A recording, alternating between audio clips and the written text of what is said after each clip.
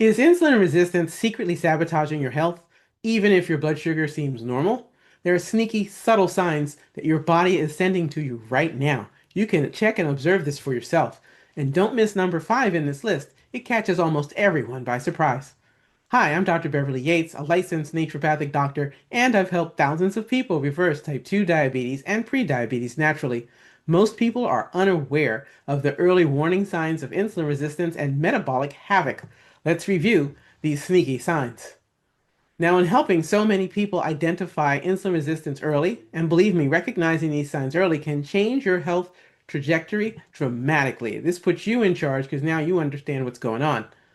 And I understand how tricky this can be. Many of these symptoms seem unrelated or easy to dismiss, but today you'll find out exactly how and what to look for. Okay, so sign number 1, constant hunger and cravings.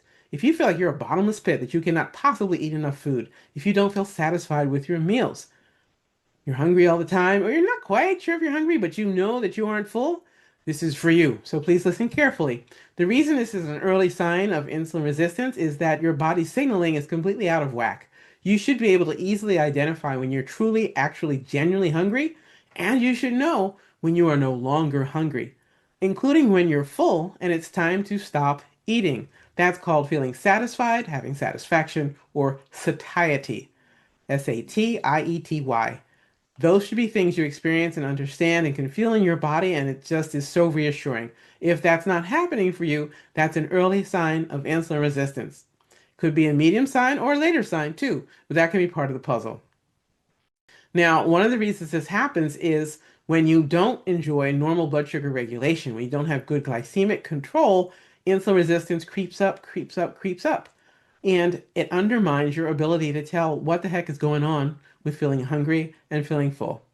And then your hunger signals, mediated by two hormones called leptin and ghrelin, make the difference here, along with cravings for carbs and sweet. Ghrelin is the hormone for hunger, for saying, hey, time for some more fuel. And leptin is the hormone for feeling full and satisfied, knowing when it's time to stop eating.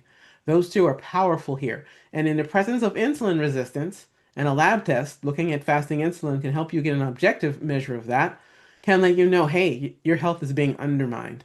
If you have cravings for carbohydrates, for starchy foods, or for sweets, either one, that's a red flag. Pay attention, please.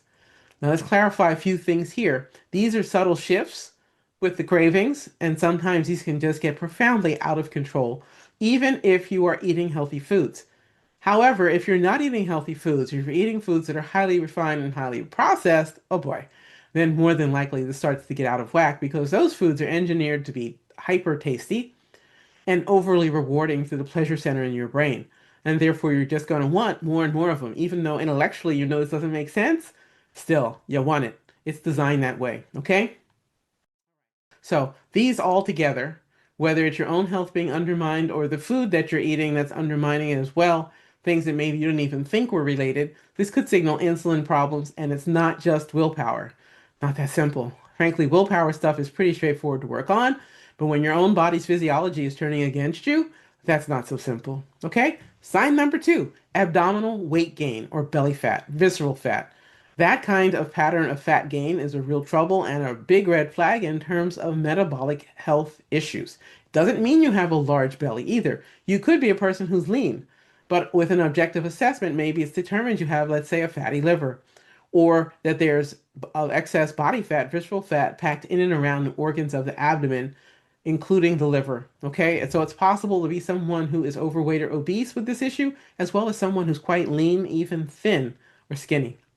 Now, excess insulin promotes fat storage, specifically around the abdomen. If you're really stressed or have poor sleep, you're far more vulnerable to this effect, even if your overall weight is stable or moderate or in a totally normal, what's considered a healthy range. This can happen to anyone. And to clarify this, belly fat, this visceral abdominal fat I'm talking about, is metabolically active, i.e., it throws off lots of inflammatory chemicals. This is the problem. It throws off the kind of inflammation chemicals that damage your blood vessels, that cause your blood sugar issues to magnify, and it worsens insulin resistance throughout the entire body and this damaging feedback loop. This is quite a cycle. It's a real problem. All right? Okay, sign number 3, darkened skin patches. This is called acanthosis nigricans. This is easily observed people of whatever skin color is your base skin color. It does not matter. Okay? In this case, what it looks like is darkened or velvety feeling skin, particularly around the neck, in the armpits, or in the joint areas, and also in the groin. This can strongly signal. It's a big precursor for insulin resistance. If you observe this skin color changes for yourself or someone else, this should get checked out. It is absolutely a red flag and reliable symptom to observe. Another here to consider is that there are cosmetic and hygiene issues here that people will think about with these darkened patches, but this isn't about vanity. This is about your body telling you, hey, we need some help. We're really starting to struggle with how we manage our insulin and glucose response. We're losing insulin sensitivity and we're increasing with insulin resistance.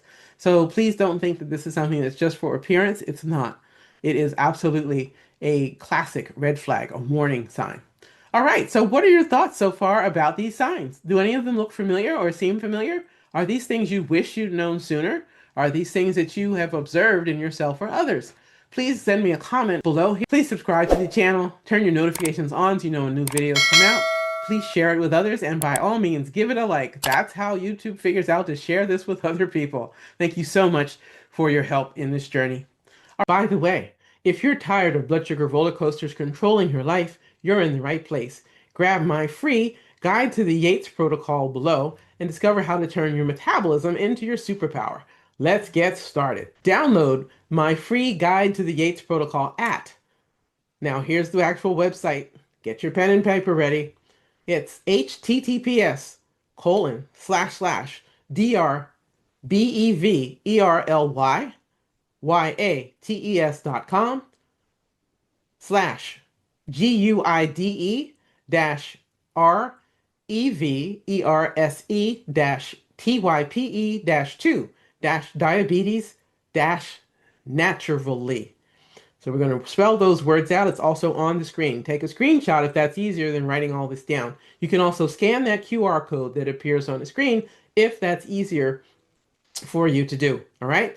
So the URL again, this webpage is https:// my name, which is drbeverlyyates.com/guide, spelled GUIDE dash reverse. REVERSE dash type TYPE dash 2 dash diabetes DIABETES dash naturally NATURALLY. And you're welcome to scan the QR code if that's easier. Now, once you go and opt in and download this guide on that same page, you'll have the opportunity to get the free blood sugar tracker and the free meal plan template for both plant-based eating and omnivore eating. Get the guide here at this webpage that appears on the screen at that URL, https://guide-reverse-type-2-diabetes-naturally. Or scan the QR code if that's easier. And if you want personalized help, you can book a free consultation. The link is right below this video. All right, sign number 4, afternoon energy slumps or fatigue. You know, where you want to do a face plant on your desk after lunchtime, right? Okay, so the reason for this is that insulin can spike and crash. In other words, that blood sugar roller coaster people get on after they eat their lunchtime meal, and it can create very erratic, unpredictable energy levels and pronounced afternoon fatigue. This is because their blood sugar went and got on that roller coaster, and your organs are getting whipsawed too. They're on the roller coaster with you. Not a good feeling, and can lead to acting out, mental health issues, emotional instability, hangry, being really irritable and lashing out and carrying on, and being an unpleasant person to be around and feeling like crap yourself. All of these things are combined, right? So to clarify this, I'm not just talking about being tired because you didn't get good sleep. This is a persistent, pervasive fatigue that can make it hard to do self-care, right? You'll hear me talk about in these videos quite frequently that self-care is not selfish. But if you're exhausted, self-care can be hard to do. All right, we want to always keep this really real. This is about progress, not perfection. Literally make one step at a time and strive for consistency. Progress, not perfection.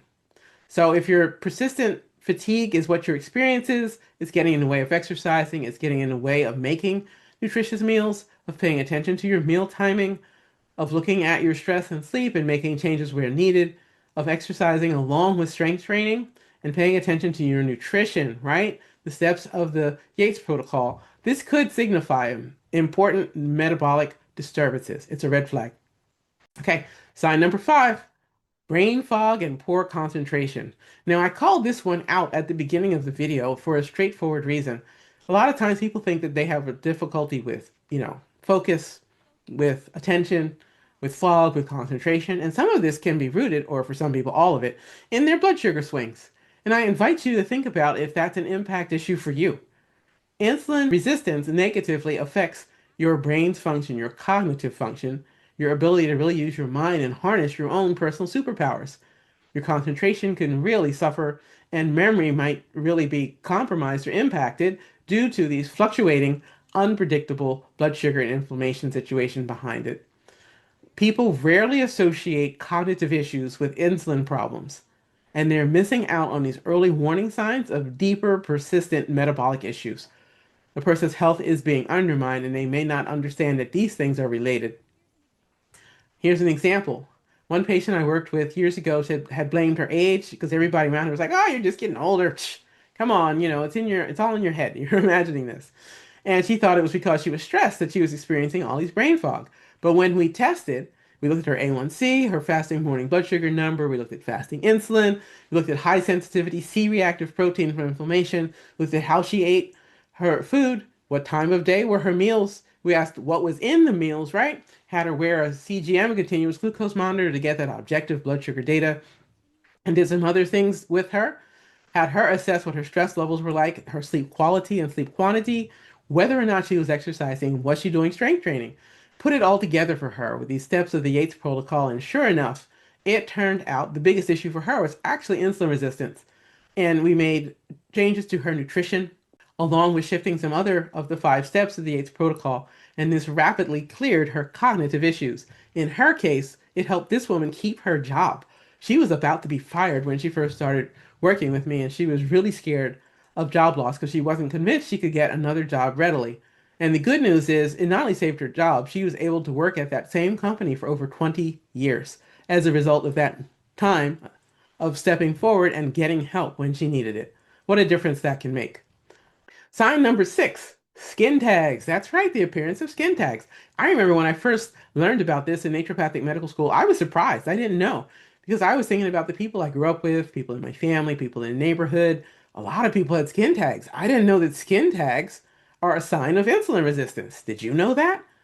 If you did or did not, let me hear from you in the comments below. So here's the deal. That's the explanation. Small skin tags often appear in insulin-resistant individuals due to insulin's growth-promoting effects. And since insulin helps promote growth and helps us to store fat, sometimes it works with our skin cells in the outermost layer and helps them or causes them to express the growth of these skin tags. It's easy to observe, and you can think about whether or not that's true. Sometimes for men or women, they'll appear like a necklace, particularly around the neck. There might be several, particularly in the back of the neck, almost like they're a chain, like, a jewelry chain, except in this case, it's a chain of skin tags. Sometimes they appear in the armpits or maybe in the groin. They might appear in the skin fold areas of the body, like say under the breasts, behind the knees, etc. They typically hang out in those places. So to commonly, express this, they're often dismissed as being harmless, and that's not true. It's an early warning sign of insulin resistance. It can indicate deeper metabolic dysfunction. All right, and sign number 7, and I'll bet some of you were thinking about this one, hypertension. That's right, high blood pressure. That can be a sign of insulin resistance. And if you think about it, if your blood is under higher pressure to move around your body, that means your blood vessels are starting to struggle to move it around at a normal blood pressure. It's having to have more force for the blood coming out of the heart in order to get everywhere it's got to go and return back to the heart. So your blood pressure is going up, up, up. And that can be an early sign of insulin resistance because with insulin resistance, the blood sugar is starting to interact with the normal proteins in your blood, and things are getting less fluid, less easy to move around, more viscous, more sticky, more thick. And your heart needs more pressure to move that blood, okay? So insulin resistance can indeed contribute to blood vessel stiffness, particularly for the arteries. and inflammation, right? That's absolutely a factor here. Elevating blood pressure. And this too can be a nasty cycle, just like other things I've mentioned here. So to clarify, high blood pressure is not only a heart issue, it is intimately linked with insulin resistance and diabetes risk, along with kidney health risk. These things all tie together. Are you ready to take the guesswork out of blood sugar control and discover how to turn your metabolism into your superpower? Download my free guide to the Yates Protocol at this URL. It appears here on the screen. If you don't have a way to write it down right now, I invite you to just take a screenshot and you can type it in later, or even easier probably, just scan that QR code. Scan the QR code that's right here, and it'll take you right to this page, and you'll be able to opt in and get this information. I will spell it out just in case that's helpful. Go to this webpage at https://drbeverlyyates.com/guide GUIDE-reverse REVERSE-type-2-diabetes spelled DIABETES-naturally NATURALLY. That's this URL again, https://drbeverly-yates.com/guide-reverse-type-2-diabetes-naturally. Scan the QR code if that is easier. You'll also get, when you go to that opt-in page, the free blood sugar tracker and the free meal plan template. You can make it your own for both plant-based eating and omnivore eating. Get the guide here at this webpage as shown on the screen, or scan the QR code if that is easier. And you can share this with others that you know might benefit from the information. And if you want personalized help, you can book a consultation. The link for this option is right below the video. All right, so let's do a recap here of our key concepts, your takeaways. Insulin resistance is often silent or subtle initially, causing hidden health damage long before diabetes appears. People say, oh, so-and-so is just diagnosed with, ha! The stage was set years ago, maybe decades ago, and now they've got the problem. Recognizing these subtle signs early is crucial for proactive intervention and reversing metabolic dysfunction. Holistic management, that's dietary changes, sleep, exercise, or stress management, significantly reverses or reduces insulin resistance. That's how we do it. You take charge of these things, those 5 steps of the Yates Protocol: nutrition, meal timing, stress, sleep, exercise with its twin, strength training. So here are these, you want to think of what are the steps you can do. If you want to have comprehensive insulin resistance screening, get tested for your fasting insulin levels along with your A1C and your fasting blood sugar numbers, okay? You could also add in there an oral glucose tolerance test, or oral GTT, a glucose tolerance test, usually administered over the course of 2 hours, where you're going to drink a particular sugar water drink, and they're going to take your blood an hour and then 2 hours later just to see how you respond. It really is super helpful. Often when women are pregnant, they're given that glucose tolerance test, and I would argue that people of any age and any gender could benefit from this. And then you want to make the specific nutrition and other lifestyle-related changes that can make the biggest difference for returning and restoring insulin sensitivity. And if you have any specific symptoms or need other testing options, please, I ask you, see your healthcare and medical provider right away so that they can help you. And this way you're informed too about what are some of the possibilities, okay? All right. So, some things to consider here. Simply enough is, in order for all of this to work and I can continue to provide value to this community, it would be great to hear from you from the comments below. Just drop a comment. Which of these things surprised you? Did you know all of these signs were signs of insulin resistance? Have you heard of others maybe that perhaps confused or worried you? If you find this video helpful, please give it a like, share it, turn your notifications on, and subscribe to this channel. This way you can help me grow the channel and reach others with this information. Thank you so much. This healing journey is always about progress, not perfection. Please take great care of yourself. Self-care is not selfish. Check out the description for my channel where you can find links to join one of our programs, or the link at the end of the video. Join our community via the email list and other ways to work on your health goals.